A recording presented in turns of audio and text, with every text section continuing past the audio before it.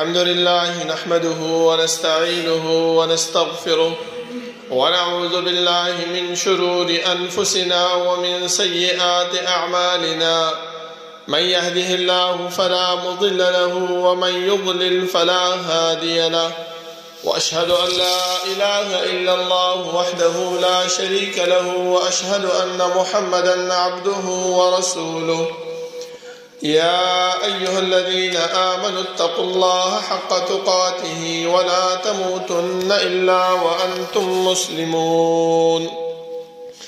يا أيها الناس اتقوا ربكم الذي خلقكم من نفس واحدة وخلق منها زوجها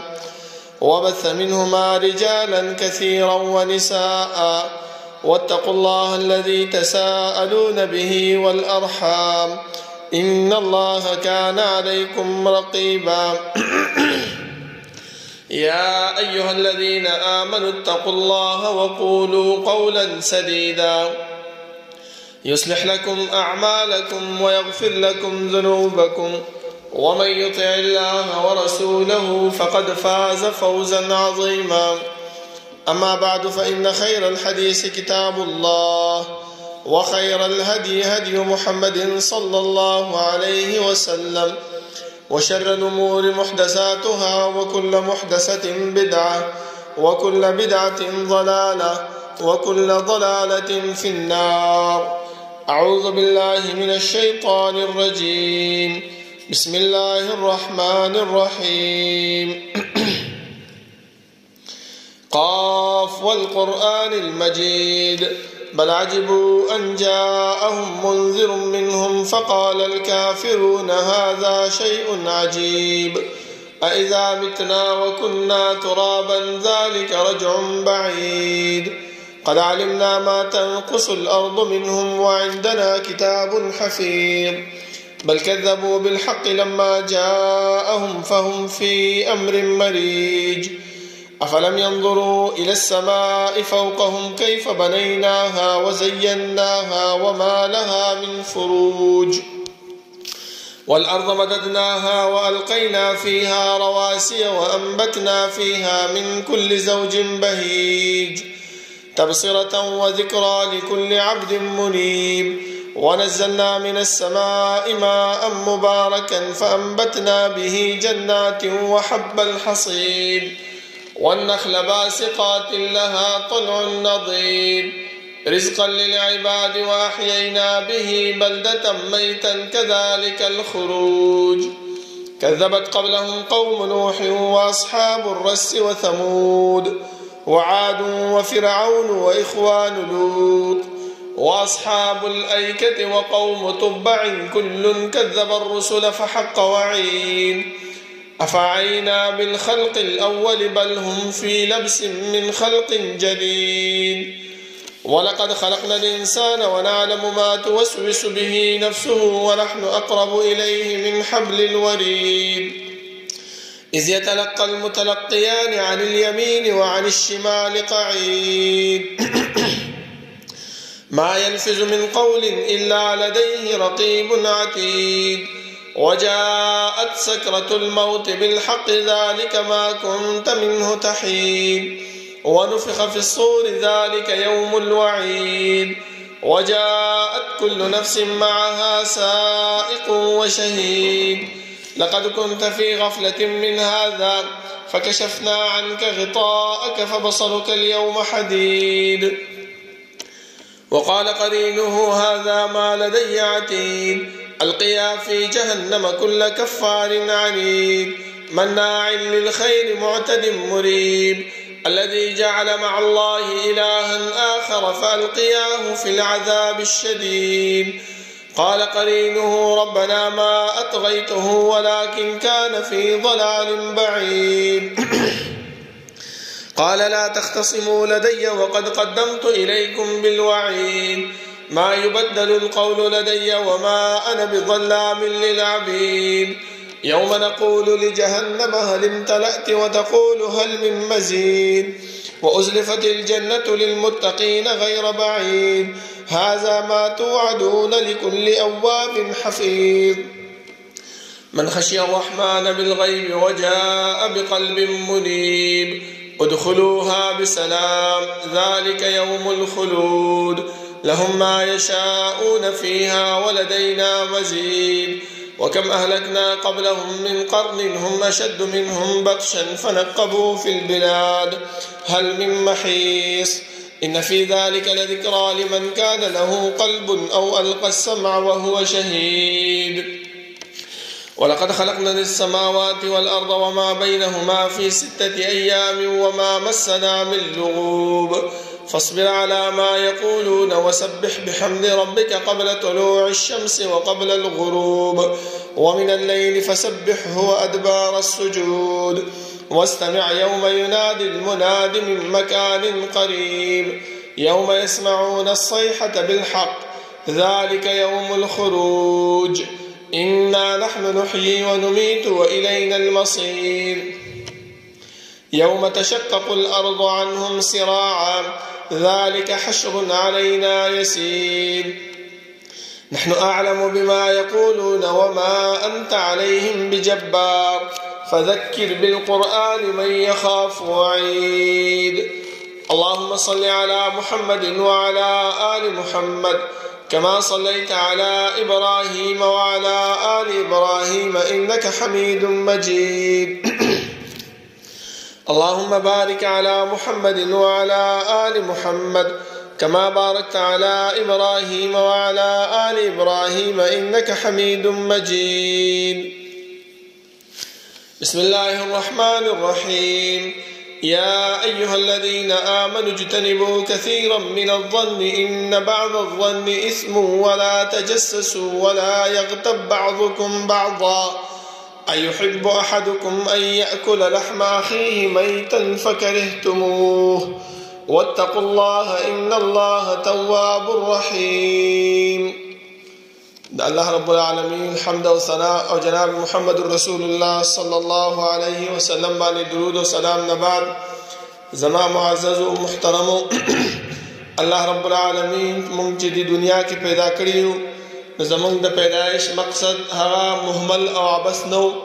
بلکې الله رب العالمین مونږ چې کوم مقصد د پاره د دنیا کې پیدا کړیو د هغه مقصد غرض الله رب العالمین په قران کریم کې بیان کړی دی چې وما خلقت الجن والانس الا ليعبدون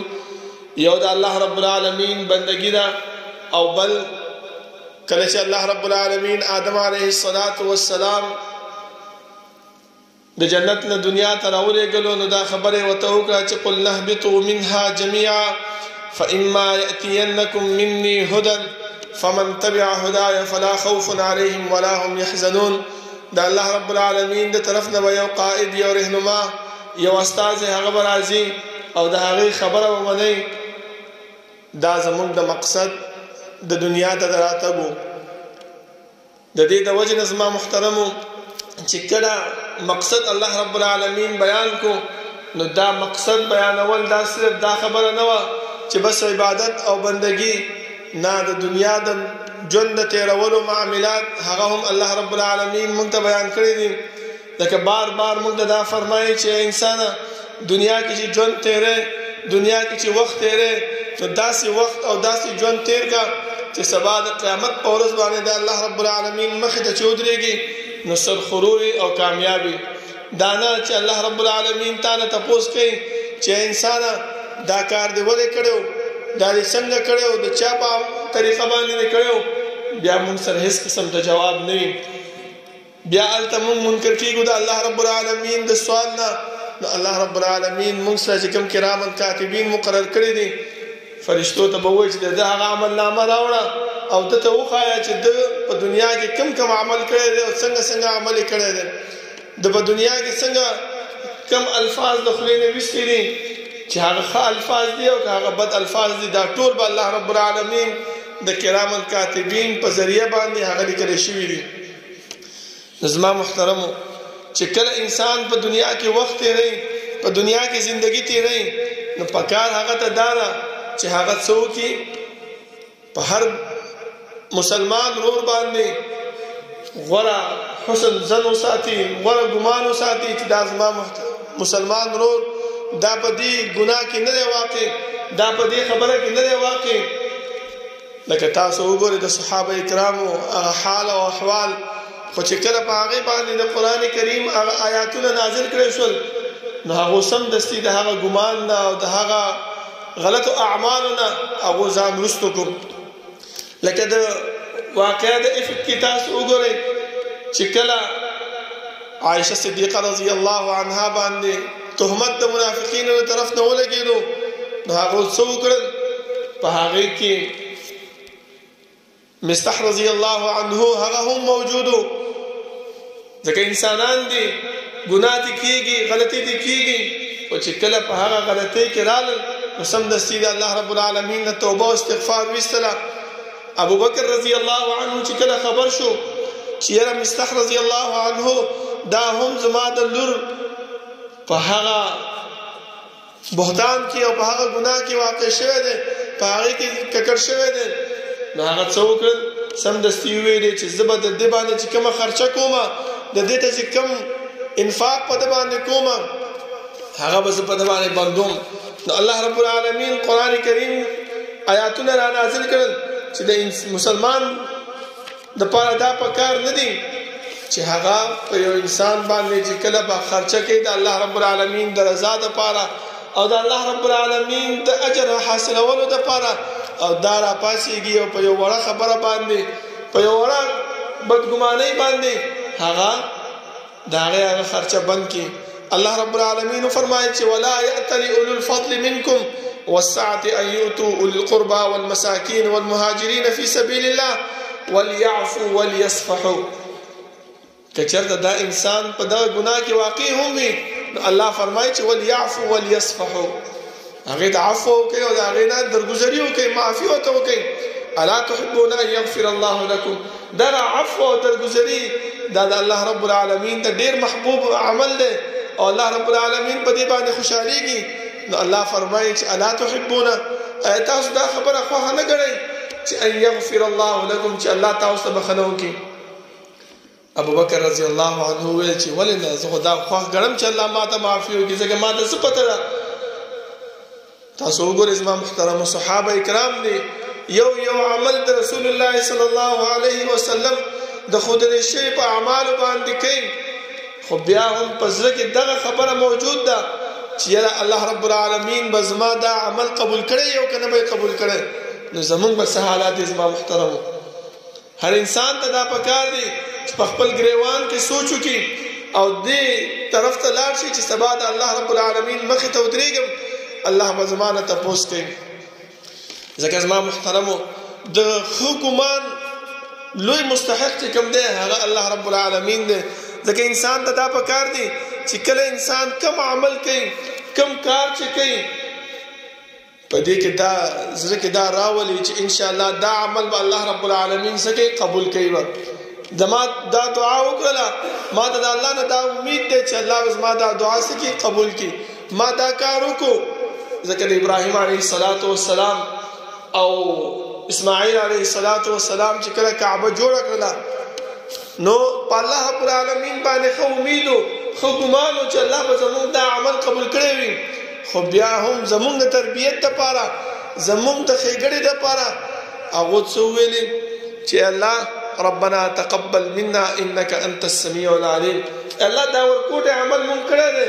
دا ورکوټې کار مونږ کړی دی، دا مونږ نه په خپل دربار کې قبول کړ. نو دا وګورئ زما محترمو، نن سبا مونږ څه کوو؟ لوی نه لوی عمل وکړو، لوی نه لوی کار وکړو، خو بیا چې کله کم کس سره چې کوم عمل کړی وي، کوم کار کړی وي، هغه چې په هغې کې لږ شان دې څه الټه خبره وکړي، بس بیا هغې پسې شروع شو چې ګوره مونږ داسې کړی دی او دا ما سره داسې کوي، ما ورسره دا عمل کړی دی، ما ورسره دا ښه کار کړی دی، ما ورسره دا ښېګړه کړې ده. نو نه زما محترمو پکار دا دی چې کوم ښېګړه او کوم عمل مونږ وکړو، هغه ښېګړه او هغه عمل چې دی نو الله رب العالمین ته پرېږدو، د دې جزا او اجر د چا نه والو؟ د الله رب العالمین نه والو. ځکه زما محترمو حدیث قدسی دی، رسول الله صلی الله علیه وسلم فرمایي چې الله رب العالمین فرمایي انا عند ظن عبدي بي، زه د انسان په ګمان باندې چلیږم چې انسان په ما باندې څنګه ګمان کوي زه هماغه شان دغه انسان سره چلیږم. لکه انسان دی دعا یې وغوښتله د الله رب العالمین نه، که په ښه عاجزۍ سره، ښه په انکسارۍ سره، ښه په توجه سره د الله رب العالمین نه وغواړې، نو الله رب العالمین د داسې انسان دعا قبلوي. خو چې د ده انسان په نیت کې، د ده انسان په زړه کې دغه خبره موجود وي چې انشاءالله دا دعا ما وغوښتله او الله رب العالمین به زما نه لازما قبولوي. او که نه داسې وایي چې دعا یې وکړله او دا وایي چې مړه بس دعا مې وکړه، که قبول شو قبول شو، که قبول نه شو نو څه وکړو. نه، دا د الله رب العالمین باندې بدګماني کول دی. انسان چې کوم عمل کوي پکار دا ده چې په زړه کې دغه خبره راولي چې انشاءالله الله رب العالمین به دا زما نه څه کړی وي، قبول کړی وي. لکه فرمایي ان ظن خیرا فله، که چېرته ما باندې ښه ګمان وکړي نو هم د ده لپاره، و ان ظن شرا فله، که چېرته بد ګمان را باندې وساتي نو دا هم د هغې دپاره. نو وګورئ زما محترمو، د الله رب العالمین باندې د انسان ته پکار دی چې داسې ګمان وساتي چې د الله رب العالمین په هغې باندې رضا کېږي او الله رب العالمین په هغې باندې خوشحالېږي. دا نه چې انسان کله عمل کوي او هغه مصیبت د هغې نه ختم نشي، هغه تکلیف د هغه نه ختم نشي، دا انسان بیا دغه خبره کوي چې یاره الله رب العالمین یو زه لیدلی یم چې په ما باندې دا مصیبت راولي، الله زه لیدلی یم چې دا تکلیف په ما باندې راولي. نه زما محترمو، بلکې دا په الله رب العالمین باندې بدګماني کول دي. داسې کول نه دي پکار، په دې باندې الله رب العالمین ناراضه کېږي، بلکې الله رب العالمین چې راضي کېږي په څه باندې؟ په حسن ظن باندې. که چېرته دغه دعا سره، په دغه کوشش او محنت سره د ده نه دا تکلیف لرې نه شو، نو دا دې په زړه کې دغه خبره راولي چې یاره په دې کې به د الله رب العالمین خیر وي. لکه حدیث کې راځي رسول الله صلی الله علیه وسلم فرمایي چې کله کوم انسان دعا وغواړي نو الله رب العالمین د هغه دعا سره درې قسمه کارونه کوي. یو خو په هغه وخت کې سمدستي قبول کړي، او که په هغې باندې قبول نه کړي نو بیا هغه د آخرت دپاره وساتي چې کوم ګناه د ده نه شوي، په دې دعا باندې الله رب العالمین د هغې هغه ګناه او هغه جرم هغه ختموي. او یا چې دی نو دا الله رب العالمین یو مصیبت په ده باندې چې کوم را روان دی د هغه مصیبت د ختمولو دپاره یو ذریعه وګرځوي. نو که چېرته زموږ دا دعاګانې نه قبلېږي نو دا ګمان نه دی کول پکار چې یاره الله رب العالمین په ما باندې یو ځای لیدلی یم چې په ما باندې مصیبت او مشقت او تکلیف راولي. نو الله رب العالمین باندې ښه ګمان او ښه حسن ظن کول پکار دی زما محترمو. ځکه که چېرته موږ په الله رب العالمین باندې ښه ګمان او ښه حسن ظن وکړو، الله رب العالمین فرمایي چې ويرزقه من حیث لا یحتسب. الله رب العالمین د داسې ځایونو نه انسان له رزق ورکوي چې انسان ته امید هم نه چې یاره دې ځای نه ما ته څه میلاویږي. دا د الله رب العالمین یو انعام دی، دا د الله رب العالمین یو فضل او اکرام دی په انسانانو باندې. خو موږ انسانان چې یو، موږ څه کوو؟ موږ د الله رب العالمین هغه فضل، د الله رب العالمین هغه احسان، هغه ته توجه نه کوو، د هغې طرف ته ورځو نه. ځکه زموږ حالات ګډ وډ دي، موږ باندې مشکلات راځي، موږ باندې تکالیف راځي، موږ باندې سختیانې راځي. نو پکار دا دی زما محترمو چې په الله رب العالمین باندې په هر حال کې دا حسن ظن وساتو. ځکه حدیث کې راځي رسول الله صلی الله علیه وسلم دا فرمایل کیف ظنک بالله قال ظنی بالله والله حسن. ما په الله رب العالمین باندې ښه ګمان دی او دا ښه ګمان په الله رب العالمین ما خزي ته بوځي زما محترمو چې هغه څه دی جنت دی. ځکه موږ دنیا کې پاتې کېږو، د دنیا ماحول سره ژوند تېرو. که چېرته موږ ته یو تکلیف یو مصیبت د چا طرف نه میلاویږي نو موږ ته دا نه دي کول پکار چې موږ هغه انسان باندې بدګماني وکړو، بلکې پکار دا دی چې موږ ښه ګمان وکړو. ځکه الله رب العالمین هم فرمایي چې یا ایها الذین آمنوا ای ایمان والو اجتنبوا کثیرا من الظن، ځان وساتئ د ډېر بدګمانانو نه. ځکه انسان هر قسم بدګماني په انسان باندې کوي چې یاره دا سړی ما پسې خبرې کړې دي، دې سړي ما پسې بدرد ویلي دي، دا داسې سړی دی، دا هغسې سړی دی. الله فرمایي چې ان بعض الظن اسم، ګمان چې کوم دی هغه څه کوي ګناه طرف ته بوزي. او حدیث کې رسول الله صلی الله علیه وسلم فرمایي چې کله انسان ګناهونه کوي الله رب العالمین دا انسان د الله سره څو لیکلی شي ګناهګار ولیکلی شي یا چې دی دا ګناهونه کوي او الله رب العالمین په دې ګناه په سبب باندې دا انسان چرته بوزي جهنم ته بوزي. تاسو وګورئ زما محترمو ورکوټي خبره باندې چې هغه زمونږ په زړه کې راغلی ده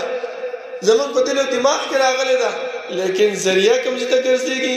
مونږ ته جزا او سزا څه ملاويږي جهنم ملاويږي. ولا تجسسوا الله رب العالمین اوس مونږ ته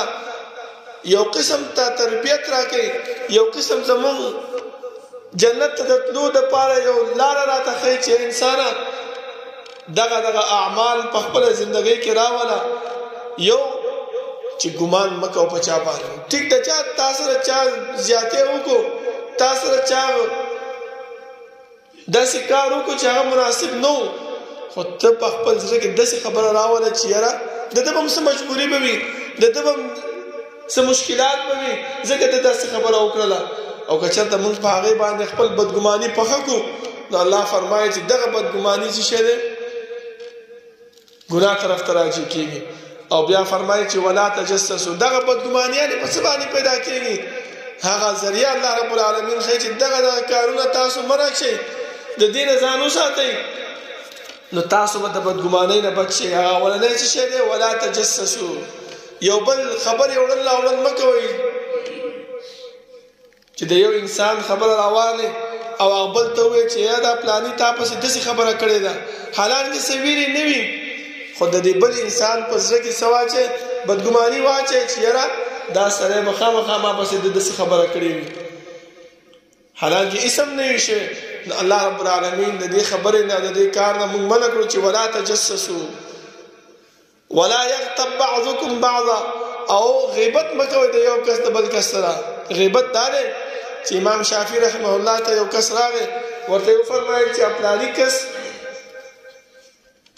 تا پسې داسې خبره کړې ده نو هغه ورته وایي چې ایا ته موجود وي په هغې کې ته رښتیا وې نو هغه چې او هغه ورته وایي چې غیبت چې کوم انسان کوي کوم خبره راوړي هغه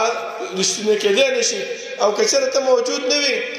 او ته ما دا خبره کوې نو تا په دې انسان باندې څه ولګول بهتان ولګول. نو ګورئ غیبت داسې شی دی چې دوه قسمه ګناهونو طرف ته مفضي کېږي یو دروغو ته او یو بهتان طرف ته. نو الله رب العالمین دې زموږ د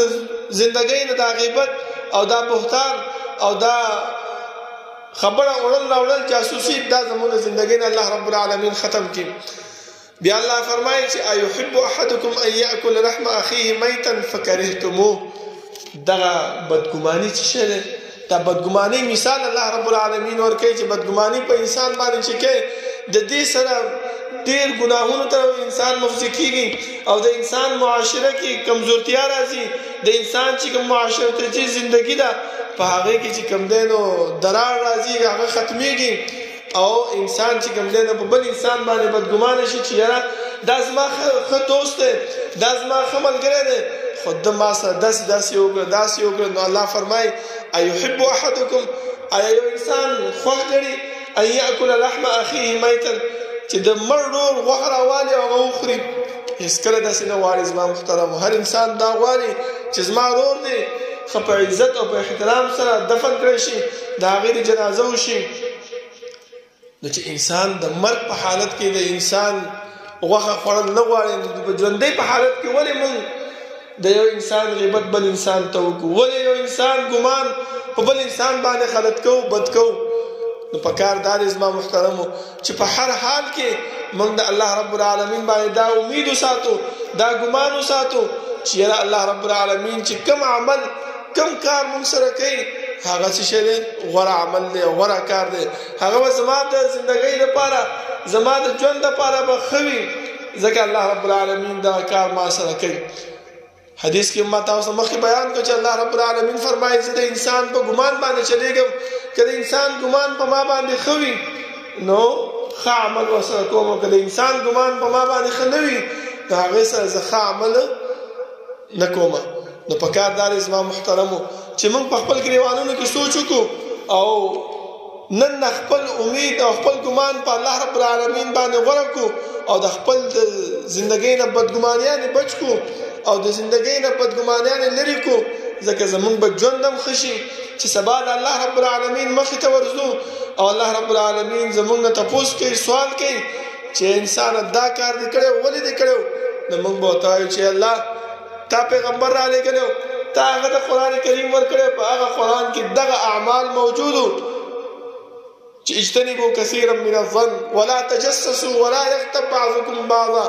ايحب احدكم ان ياكل لحم اخيه ميتا فكرهتموه دا خبرې پکې موجوده ځکه په دې باندې ما عمل کړی دی نو ان شاء الله موږ به کامیاب یو الله رب العالمین دعا ده چې الله رب العالمین د عمل کولو توفیق راکړي او الله رب العالمین زموږ د ژوندۍ نه بدګمانیان لري کړي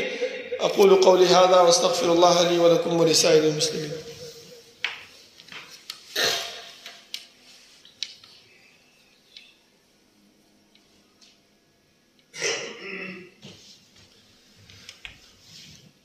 إن